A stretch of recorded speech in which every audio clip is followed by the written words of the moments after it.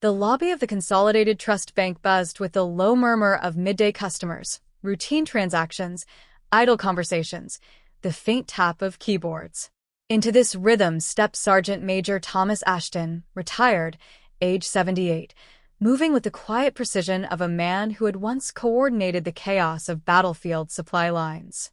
His khaki trousers were pressed to a sharp crease, his windbreakers zipped halfway up, and the Treasury check, issued after years of bureaucratic struggle, was folded with military neatness in the inside pocket of his jacket. That check was more than money. It was vindication, overdue compensation for injuries sustained in operations so classified that even now he rarely spoke of them.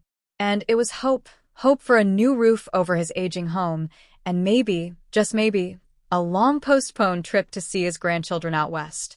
He stood patiently in the bank's midday queue, eyeing the efficiency of each teller with the quiet analysis of a man trained to read details others missed. When his turn came, he was directed to a young woman named Jessica. Her nameplate announced her as a customer service specialist, but her demeanor suggested a different reality, one of protocol over understanding, suspicion over respect. Thomas greeted her with a gentle good afternoon and handed her the check along with his VA identification. Jessica took the check, her synthetic smile never reaching her eyes. She gave it a cursory glance, then held it up to the light with exaggerated scrutiny, running her fingers over the paper as if expecting it to melt under her touch. Her tone shifted, laced with a brittle edge of condescension. "Sir, this check is unusual. The routing numbers don't look standard, and frankly, the paper feels off." Thomas looked at her with calm patience, the kind forged in years of military service. "That is a United States Treasury disbursement," he said evenly, "issued by the Department of Veterans Affairs. It is valid." But Jessica didn't hear him, not really. She was no longer talking to a customer. In her mind, she was thwarting a potential scam. The amount was large, the paper unfamiliar, the man too quiet, too plain. She was young, certain, and eager to apply what she believed was protocol. And before he could offer to call the verification number, before she so much as glanced at his identification again, she turned sharply to the shredder next to her terminal. Thomas's breath caught. Without hesitation, Jessica fed the check into the machine's slot. The motor whirred loudly, too loud, drowning out every silent protest that hung in the air. In a matter of seconds, years of appeals, waiting, and quiet perseverance were reduced to a handful of government-issue confetti. Thomas stared at the shredder, his face slack with disbelief. "You just shredded a United States Treasury check," he managed, voice trembling not with fear but with insulted dignity. Jessica, unbothered, shrugged. "Bank policy, sir. You can speak to our manager if you'd like, but he'll tell you the same thing."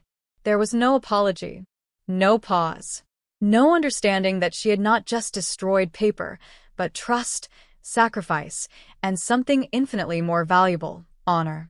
Around them, the room had grown still, eyes drifting toward the scene, sensing something had gone very wrong. Thomas's hands, once steeled against the heat of war, now gripped the counter with quiet fury. He did not yell.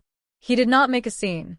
But in his silence, there was a storm forming, a storm that would travel far beyond this teller's counter, shaking the very foundation of the institution she thought she was protecting. And the clock had just started ticking. For a long moment, Sergeant Major Thomas Ashton didn't move. The fragments of the check, a check representing a war injury that had cost him half a lung and most of his hearing in 1 year, fluttered silently in the shredder's output tray like a pile of broken metals. Around him, the quiet murmur of the bank resumed, timid at first, as if unsure whether it had permission to ignore what had just happened. Jessica, the teller, had already turned back to her screen, typing notes into the system, flagging his account with some internal code he couldn't see, but could already feel. Thomas exhaled slowly, eyes still locked on the shredder. In his mind, a reel of memory played. Night operations in Laos under radio silence, dust storms in Kandahar, the haunting stillness of fallen comrades under moonlight. He had been trained not to react emotionally in the face of provocation, but this was different. This was not war. This was humiliation. "I'd like to speak to the branch manager," he said quietly. Jessica didn't look up. "He's in a meeting." "Then tell him it's urgent," Thomas replied, voice firmer now, controlled but no longer soft. "He'll want to know that one of his employees just destroyed federal property."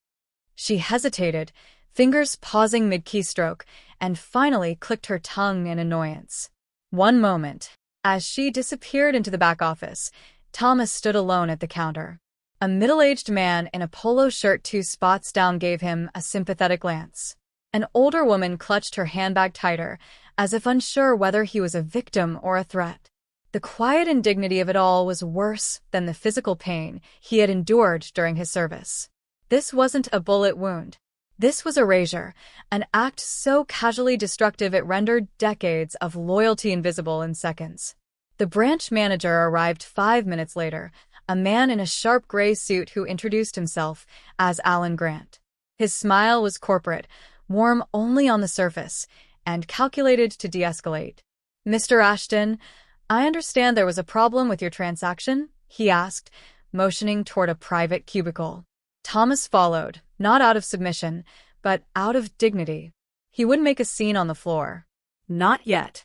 Once seated, he placed his VA identification on the table and met Alan's gaze squarely. "Your teller shredded a valid Treasury check from the Department of Veterans Affairs. She claimed it looked suspicious. She didn't verify it. She didn't make a call. She didn't even ask for a supervisor.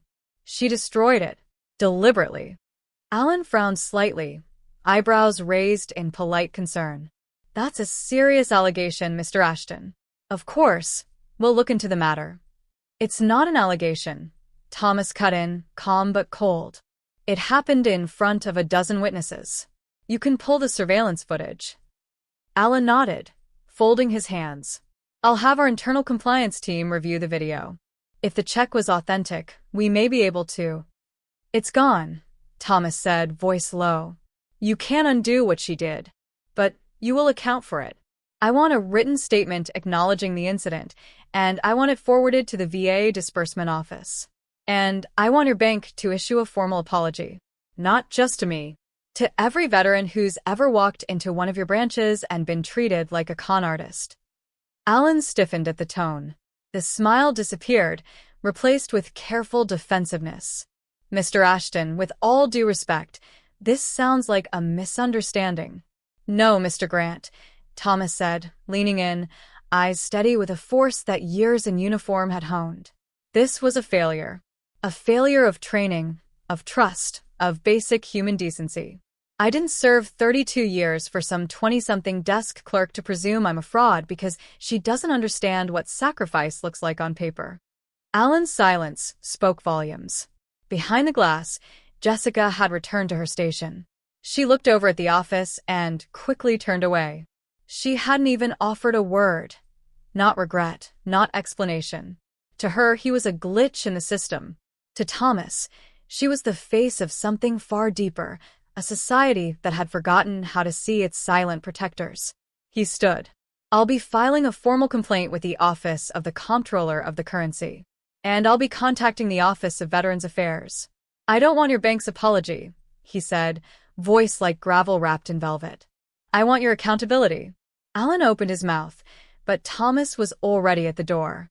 The eyes of the lobby followed him again, but this time, they didn't see confusion or suspicion. They saw something else. A man wronged, but not broken. And they would remember. 3 days passed. Not a word from the bank. No apology, no call, no letter. Just silence. The kind of institutional silence that buries mistakes beneath policy and pretends they never happened. Jessica continued her shifts undisturbed. The branch manager had filed a neutral incident report, carefully framed to suggest that protocol was followed, while the internal review was quietly deferred. Thomas Ashton, they assumed, was just another angry old man who would eventually give up. They were wrong. On the morning of the 4th day, in a small office 2 states away, a quiet alert pinged in the inbox of Special Investigator Monica Hayes at the Office of Veterans Affairs Inspector General. She had seen her fair share of complaints, some frivolous, some tragic, but this one was different. The tone was restrained but surgical. Attached were transcripts, annotated federal guidelines, and still images pulled from security footage. At the bottom of the digital file was a signature she recognized instantly, though she had never met the man. S.G. Timaj Thomas C. Ashton, USMC Ret, with an identification number that matched a long classified set of operations involving covert reconnaissance and cross-border asset extractions during the Cold War. Hayes leaned back in her chair. This wasn't a crank letter. This was a red flare fired straight up the chain. She opened a secure line. By noon, a liaison officer at the Department of Treasury had confirmed the check's legitimacy. Another hour later, the VA's legal department initiated a formal investigation into Consolidated Trust Bank's handling of federal instruments. And by 4 p.m., the story had reached the desk of retired Colonel David Rourke, now serving as senior advisor to the Secretary of Veterans Affairs, a man whose path had once crossed with Ashton's in the deserts of Iraq, under circumstances that still gave him pause. Rourke didn't wait for more memos. He picked up his phone. The next morning, the quiet fog outside the Consolidated Trust Bank branch was broken by the arrival of two unmarked government sedans. They parked without ceremony. From them stepped three officials in suits, not loud, not brash, but unmistakably out of place in a suburban parking lot. The first, from the Treasury Department's Office of Enforcement. The second, a representative of the OCC, Office of the Comptroller of the Currency. And the third, Monica Hayes herself, holding a leather-bound folder marked Immediate Compliance Review. Priority 1. Inside the bank, Jessica looked up from her monitor and felt her pulse shift. Something was wrong. The manager, Alan Grant, emerged from his office, greeted them with a rehearsed smile, and immediately tried to take control. But this was no longer his room. "We're here regarding an incident that occurred on May 18th, Monica said, involving a shredded Treasury check and a disabled veteran. You are to provide all surveillance footage, internal communications, and teller logs for that day. Immediately." Alan stammered something about internal policy, but it didn't matter. The documents had already been subpoenaed. This wasn't a review. It was an audit triggered by federal offense, destruction of government property, and potential discrimination against a protected veteran. Back in his small home on the outskirts of town, Thomas sat in his garden chair beneath an aging elm tree, reading a letter. Not a form letter, this one was handwritten. From Colonel Rourke himself. "Thomas, when I saw your name on that report, I couldn't believe it." The girl had no idea who she was dealing with, but that's not the point. What she did, what that institution allowed to happen, is exactly what we've fought our entire careers to prevent. The Secretary has authorized a full inquiry. That check will be reissued. More importantly, the bank will be held accountable. Quietly, thoroughly, permanently. Semper Fi. Thomas folded the letter, slid it back into the envelope, and looked out at the sky. He hadn't wanted vengeance. He didn't want a scene. But honor. Honor demanded action. Not for himself alone, but for every forgotten name etched into government files, every sacrifice that didn't make the news, and every quiet, proud veteran who walked through life with a spine of steel and a heart full of silence. At the Consolidated Trust headquarters the next day, a new memo was circulated to all regional branches. Effective immediately, all VA checks are to be processed through executive verification. Failure to comply will result in disciplinary review and federal escalation. No one spoke openly about what had triggered it, but those who had seen the case file referred to it in hushed tones. They called it the Ashton Protocol. And Jessica? She was reassigned pending investigation, her future uncertain, not out of spite, but consequence. Because in a country where so much was forgotten, one man had reminded them, without raising his voice, that dignity still had defenders. And that some men do not shout. They simply stand. And others follow. The days that followed were unlike anything the quiet suburban bank had ever seen. The air inside the branch, once filled with the mundane rhythms of routine transactions, now carried a strange charge, part tension, part consequence. Every phone call was shorter, every email scrutinized, every glance between staff members laced with fear. Gone were the usual jokes at the coffee station, the idle scrolling between customers. The walls, it seemed, had grown ears. In the back offices, sealed envelopes marked confidential stacked up on desks. Compliance officers moved quietly but thoroughly, escorted by two federal agents who wore their silence like a badge. They didn't threaten. They didn't accuse. They simply gathered, with the calm, clinical efficiency of those who understood that power didn't need to raise its voice. Jessica sat alone in a sterile meeting room, her hands clutched together in front of her. Gone was the careless confidence she'd carried when she dismissed Thomas Ashton as suspicious. In its place was the heavy realization that her decision had become evidence. The surveillance footage played on a loop, her face impassive, her hand casually guiding a check into the shredder, while a man who had bled for her freedom stood still, dignified, on the other side of the glass. Across town, inside the Regional Operations Center of Consolidated Trust Bank, executives were summoned to an emergency video conference. A federal audit had been triggered, Level 1, the highest tier, reserved only for suspected systemic failure. The lead investigator from the Office of the Comptroller of the Currency spoke with clipped precision, her words heavy with implication. The shredded check had set off a cascade of red flags in multiple departments. Not only had federal property been destroyed, but there was now probable cause to believe that discriminatory patterns may have existed in their treatment of other veteran clients. The bank's legal team scrambled to minimize exposure. Public relations drafted a bland statement, never naming the incident, only affirming their commitment to integrity and veteran services. It was too late, because the federal agencies weren't alone. Word had spread across quiet channels. Whispers passed between veteran organizations, quietly confirmed among government liaisons, shared in encrypted emails between retired colonels and policy advisors. Thomas Ashton's name, once buried under decades of silence and forgotten medals, was now etched into a different kind of file, one marked moral trigger point. And then came the knock. Not at the bank. At Thomas's home.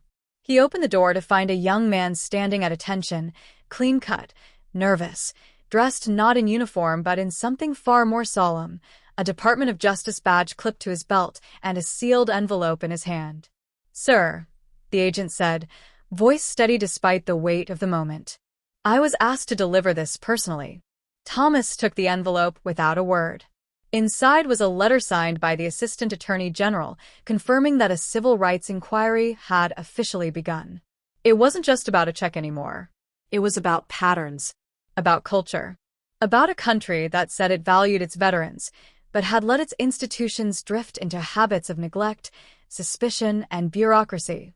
They would be reviewing every branch, every teller, every case filed under irregular signature or unverifiable status when the check had originated from the Department of Veterans Affairs. And at the top of the review file was a name, his, not as a victim, as a catalyst. Thomas didn't feel vindicated. He didn't feel triumphant. He felt still, as though something sacred had finally stirred after being dormant for too long. He looked out over his lawn, where the flag he'd folded himself during a fallen friend's memorial still waved gently in the morning breeze. He didn't ask for any of this. But sometimes, a man doesn't need to raise a sword. Sometimes he only needs to be seen, to stand upright when others expect him to shrink. Back at the bank, the cameras kept rolling. Tellers whispered about resignations. The manager, Alan Grant, was placed on administrative leave, pending outcome of the internal investigation. Jessica was officially suspended, and a bulletin from headquarters landed in every employee's inbox that evening, effective immediately.